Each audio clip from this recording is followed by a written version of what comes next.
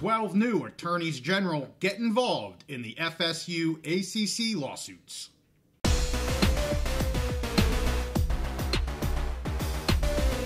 Conference realignment and lawsuits are always in the news, so we're back on the big mountain to keep you updated. Hey, welcome back to the mountain. I am JY, and this is my good friend Steve. We have an update for you regarding the FSU ACC lawsuits. This one's specific to the North Carolina Supreme Court, who is going to be hearing this case in North Carolina. And we have some attorneys general that have thrown their hats into this ring. I think 12 to be specific.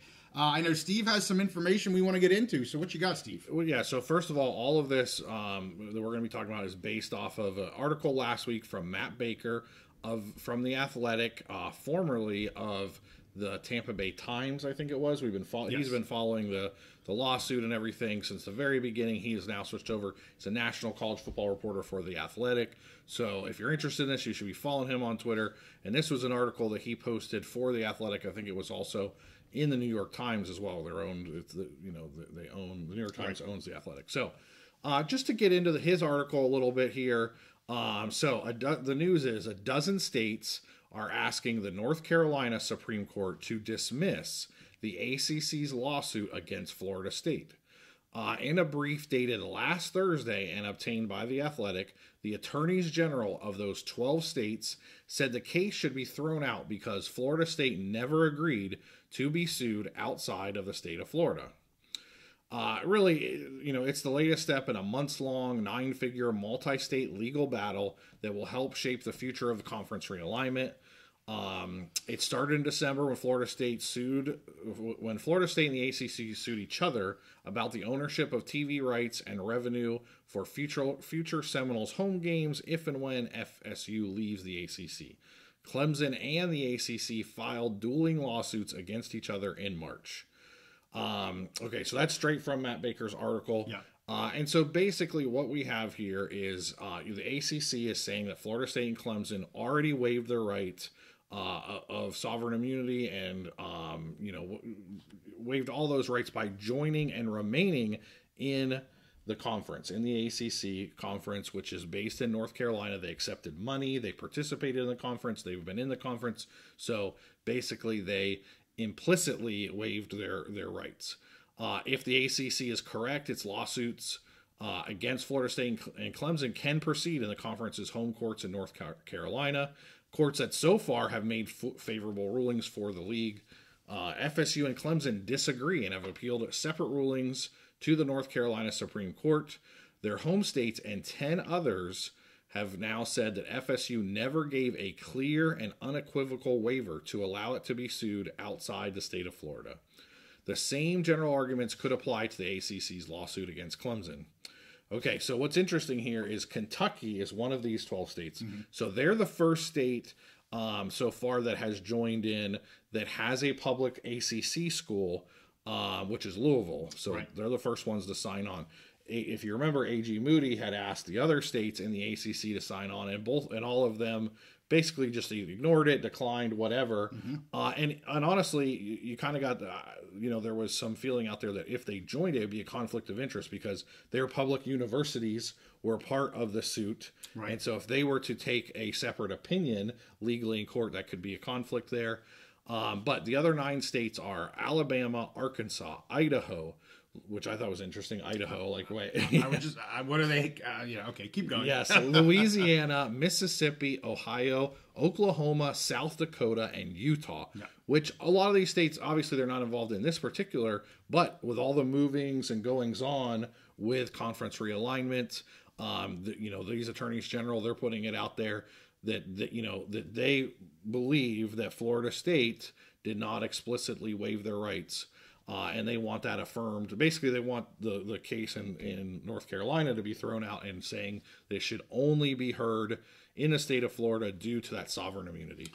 Can I add something real quick? Yeah. They're all red states, at least from the presidential side of things. I don't know about the governor side. Yeah. I'm going to get into some of my comments, but every state you just mentioned is a red state. Which makes sense. Generally, red states, we try to stay out of politics, but they're big on But states. this is politics. It is politics. And generally, what are seen as red states are big on states' rights. Yeah. They don't want other states or the federal government coming in and impinging on their rights. So it makes sense. Yeah. So if their side is correct, the lawsuits will proceed only in the home courts for Florida State, which is Leon County, and Clemson, which is Pickens County, South Carolina. The home courts have generally ruled in favor of their respective schools. So like we talked about back in April, A.G. Moody in Florida, she sent out that letter to the other 6 states in the ACC. Nothing really came out of that. And we were wondering, if anything would come out. And her main concern was that she expressed these other schools was basically the conference's stance on sovereign immunity, something we've talked about since the very beginning of this case. And so there's a quote. I wanted to read this one quote from A.G. Moody in here. I know you love A.G. Moody and the words that she puts out. But if the history of college football realignment has taught us anything at this point, it is that there will be some future realignment down the road. Which that's pretty much spot on. The universities that have ratified such an expansive view of the waiver of sovereign immunity in the ACC lawsuit may find that sword that they now wield will be turned on them. So basically what she's saying is, yeah, it's all good right now because you guys are on this side of the lawsuit, but she was trying to make that argument. What if you find yourself on the other side? What if North Carolina decides to leave? What if, in Pennsylvania, University of Pittsburgh, which is, it is a public university. It is not owned and operated directly by the state of Pennsylvania, but it is a public university and other states. She was making that argument, and it was kind of met by silence. And now we have these 9 other states that are kind of random states across the country. And again, the theme comes back to sovereign immunity, which is that just, basically that idea that each state is sovereign from each other, that one state cannot come in and just take from that state from public property. And basically they really only have to answer to the federal government, a level above them. And again, something that we have talked about since the very beginning. And I have said, and I still maintain this, that any state that would be going through this, no matter, even if we were in North Carolina right now, it's going through the business court in North Carolina. But I can almost guarantee, in any state would be making these same arguments if it was their own public university that was, possibly on the hook for $400-500 million, $500 million. I think they would be making those arguments. And now we see 9 other states weighing in and doing the same. So that's my initial thoughts. What are your thoughts on this? So I got several. Yes, okay. We already said it's politics. Yes. This is very much politics. I think the first thing I'm going to say is to go back to what you stated originally. They're putting their opinions out there to the North Carolina Supreme Court. We know what Judge, I'm drawing a blank. Judge, I want to say Levy, but that was the guy from the PAC. Judge Cooper was in Florida. No, Cooper's in Florida. Anyway. The judge in North Carolina is going to be retiring here. Judge Bledsoe. Yeah. Anyway, we know what he thinks. He's gone over this. He was very clear about how he views this. So his opinion, and quite frankly right now, his opinion is the only opinion that matters until the North Carolina Supreme Court hears this on appeal. His opinion is not that of these other 12 AGs. I understand why they're doing it. They're kind of saying the same exact thing FSU and through FSU, the state of Florida, has been saying. To what you just said there as to why, yeah, probably. I think it's interesting that only one of the other ACC states has joined here. I mean, you give that list and anybody could join. I don't really care. But Idaho, Utah, South Dakota, what do they have anything really to do with the ACC? That's nice. I get maybe the southern states with Alabama, Arkansas, Mississippi. I can understand those a little bit more. But I think it's telling here a little bit that, as you said, Moody reached out directly to the other ACC AGs. We haven't heard anything. The only one right now that has jumped on board is Kentucky. very telling North Carolina has not done so. And of course, we're in, for the most part, the southern U.S. here. Yes, they have Pitt and they have some of these other schools, but mainly, red states, as I talked about before. So, I mean, it's headlines that these AGs are kind of jumping on the side of the FSU and of Moody, if you will. I don't think it means a whole lot because these states are not the parties that have anything to do with this, other than, to your last point, in that if it happened in their state, they would probably, especially being red states, they would probably view it the same way. We'll wait and see. I don't think this changes anything in terms of the appeal process. I don't think this has any impact on the Supreme Court. I think, they're going to view it either the way Bledsoe viewed it, or they're going to disagree with him. I don't think this has anything to do with it. So again, I think it's politics. I think it's them getting their names out there. And those are kind of my thoughts. Yeah, so very interesting, and you make some very good points. I'll add a little more context. I think so. The other ACC states, the other states where there's ACC public schools, I have done some reading, and there's a lot of speculation. So a lot of those states have public laws on the books where the attorney general is not allowed to come out and argue in court a different point than, let's say, their governor is arguing, or anyone with it that falls under the purview of the executive branch, which, depending on how each state is structured, the public universities might be on there. So that is one part of it, and we don't know how Kentucky is structured. Some of them, they have laws, and then some of it, it's just considered you just don't do it kind of thing. Right. So that might be part of it. And I would love to hear from these other attorney generals to see. I agree with you. I don't think it's going to necessarily make much difference in North Carolina. North Carolina we've talked about this. It's going through the business court in North Carolina, and Judge Bledsoe has he's operated this case as a simple intellectual property contract law case. And the Supreme Court the North Carolina Supreme Court would have to find that he did something wrong.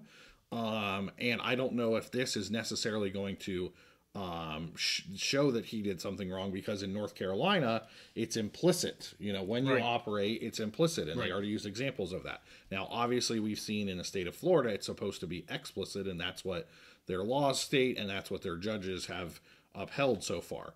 But the North Carolina Supreme Court, it's not their job to interpret and state of Florida law. So I think in this particular case, as far as what the North Carolina Supreme Court is going to do, it's not going to affect it very much, most likely. However, I do think that it's a huge part of the case, again, as we've been talking about sovereign immunity, because I think this makes the case bigger. In the context of, people have tried to make this case it's a simple contract between an entity in the state of Florida and an organization that's based in North Carolina, just like if you and I did a contract with them. And people on the other side have argued, no, it's not as simple as that. You have a public entity in the state of Florida that has sovereign immunity granted to it, and another state can't just take that sovereign immunity and take their property away. So it's like big case versus small case. Should it be a small contract law, or is this a big case involving takings, involving sovereign immunity, which I've said from the beginning, I thought if the states ruled in different ways, that it may have to be resolved by the U.S. Supreme Court. And I think now, when you have more states getting involved, because there's a lot of, you did an episode recently about the Mountain West versus the PAC, with them suing each other. There's public schools in those states. Boise State is in the state of Idaho. I think we're getting into that territory where this can become a lot bigger than just this. It's not just about the state of Florida anymore. We have other states basically making that same argument, and this could lead into more cases. It could bleed over, and it could be something, we had David McKenzie, we had Doug Rohan on talking about what would cause the U.S. Supreme Court to get involved in these. And what they said is they're not likely going to get involved in just a general contract dispute. They would only get involved if this was something that was really big, that was unprecedented, and would have far-reaching consequences. And I think that's where we're starting to get into that area of, the precedent set here with one state ruling differently than another state when you have public universities in each state. That may lead to something bigger where the U.S. Supreme Court has to get involved, or some path like that where it becomes a bigger animal than simple contract dispute between one university in the state of Florida and an organization in the state of North Carolina. Yeah, well, that was going to be my next comment was, while I said I don't think this affects the North Carolina Supreme Court appeals, all that jazz. I don't think it affects it at all. It could be a sign of moving this towards the federal, right. I'll tell you, Steve, you've been on sovereign immunity and federal, and you ask the question every time, and early on it was like, yeah, no, not really. But the further this goes on, I mean, clearly, sovereign immunity is exactly what Judge Cooper in Florida is all about. Yep. The taking of Florida property. Like, that is what he is hanging his hat on. Yep. And we just heard from their appeals court that's like, yeah, we agree with Cooper, which isn't surprising. In my opinion, it's not surprising. But the state of Florida is saying this is our property, and that's where you see these AGs coming into play. And to me, this is more of a potential push to have this go federal eventually. There's still a lot of time. There's a lot of hoops we have to go through. But that's what this is kind of, I agree with you. It's where it's headed. Right. I think this shows that it could go federal because of the further reaching pieces. And I want to go back and just say, we talked about how the grant of rights is ironclad. And until now, it sits ironclad because it has not been broken. However, is the sovereign immunity piece, now that's only for public universities that would apply to. So that's not every university, but clearly if some of the universities in an agreement can't actually be in that agreement, it's going to blow up the agreement. So it's kind of, it doesn't matter if it's 1 or 12 or whatever it is. But sovereign immunity could be the thing that really takes down a grant of rights, how media packages are put together here moving forward, how approvals are done, multi-year versus just once every year. You have to renegotiate every year. I mean, and everybody wants to well, I shouldn't say everybody. The media companies want to keep the status quo. Yes. Of course they do. Yes. But I'll tell you what, there's smoke happening around here, and it's not an FSU issue.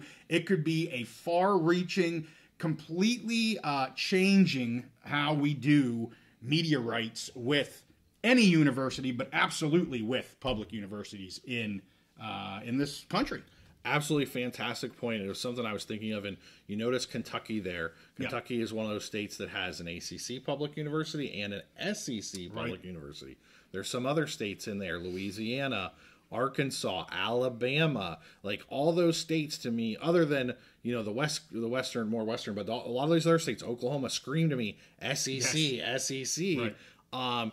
And so we may see, just to your point exactly, if I could add to that, we may see a complete change. This no longer is about Florida State. This could change how media companies negotiate with associations of public universities across the board. Because right now you have a situation where a conference is basically an associate. So we'll look at the ACC, but Big 12 structured the same way.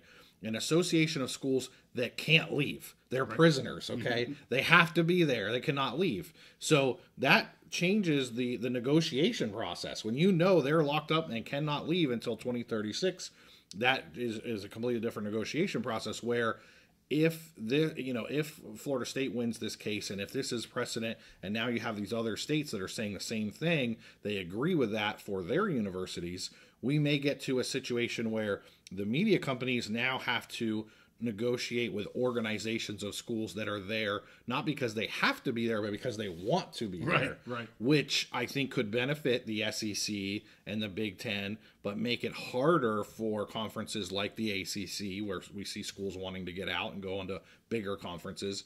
It could change that whole entire dynamic, or make it, like you talked about, a year-to-year basis. Maybe they have to maybe they have to negotiate directly with the schools. I was just thinking the same thing. Yeah. It's got to be, every school gets their own deal. It's going to change a lot. It could become this huge thing that changes the entire business of college sports. Yeah, the only thing I wanted to add to that was when you said they can't leave. I think what the ACC at least is saying, you can leave, but we keep your media rights, a.k.a. your property. Yeah. And that's the whole pissing match that we're going through. It's about the media rights. They don't care if FSU leaves the conference. I mean, they care, Yeah. but they're in court. They're saying, well, you can leave, but we keep your media rights through whatever it is. We know ESPN hasn't extended yet. I get all that. Like we get, every time we do this, I think we don't go deep enough, and then everybody reminds us of everything that's been ongoing. Because there's so much. There's just so much. So yeah, we were focusing on this new AG stuff. Mm-hmm. Of course, we could sit here and talk about this for hours because Steve and I have deep dived this sucker. Probably deeper than many. A year of our life. A year of our life, yes. The days of our lives, Yeah. as we say in with not that I watch soap operas, but I know that's one of them. But yeah, I mean, it's just there's so much going on. It's ever changing. It has been kind of quiet, but as we get closer, especially to this North Carolina Supreme Court decision, it's a biggie. And I'll just put it out there. I think they're going to allow it to move forward, kind of with everything that you had said earlier. I think they're looking at it just from their laws, more of a contractual case, things that we hear from David McKenzie. And I'm not saying it's right or wrong. I think that's where they're headed with this. And clearly we see where Florida is headed with this, and they are diverging. So it'll be interesting to see where this heads. I don't see anyone being interested in a settlement at this point. What's the need to do that? As long as they have cash to pay the lawyers, they're going to keep on going. That's where I'm at. Yeah, I think I totally agree with you. Now, I will say you mentioned about what they're saying in court. The ACC is that Florida State can leave. But if you remember, we went back.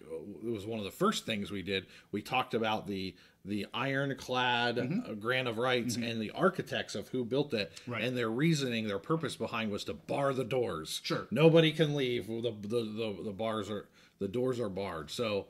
And all coming out of Maryland. Yes, exactly. That's how it all kind of began. Right. Yep.